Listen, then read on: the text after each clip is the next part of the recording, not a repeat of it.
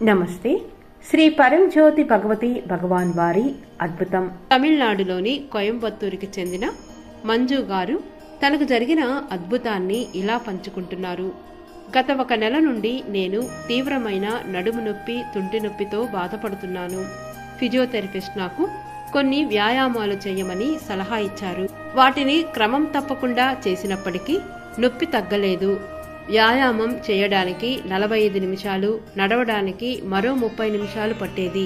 నాకు వ్యాయామం చేయడం కానీ నడవడం కానీ ఆనందంగా అనిపించలేదు. అంతేకాక అది నా సమయాన్ని ఎక్కువగా తీసుకుంటోందని నాకు అనిపించింది.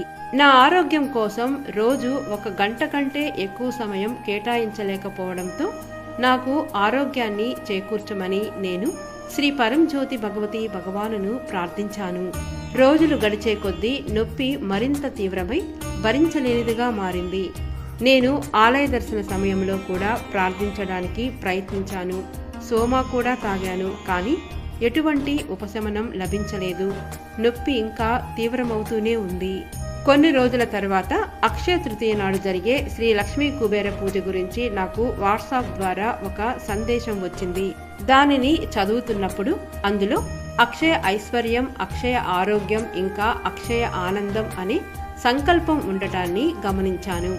దీని నుండి ప్రేరణ పొంది పూజ కోసం నా పేరు నమోదు చేయమని మా సోదరిని అడిగాను. నాకు ఎంతో ఆశ్చర్యం కలిగించేలా పేరు నమోదు చేసుకున్న కేవలం 12 గంటల్లోనే నొప్పి పూర్తిగా తగ్గిపోయింది.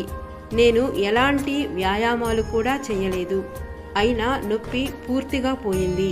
ఇది కేవలం శ్రీ పరంజ్యోతి భగవతి భగవాన్ యొక్క దివ్యమైన కరుణామయ కృప వలన మాత్రమే సాధ్యమైంది. ప్రియమైన శ్రీ పరంజ్యోతి భగవతి భగవాన్, ఈ దివ్య ఆశీర్వాదానికి మీకు ఎంతో ధన్యవాదములు.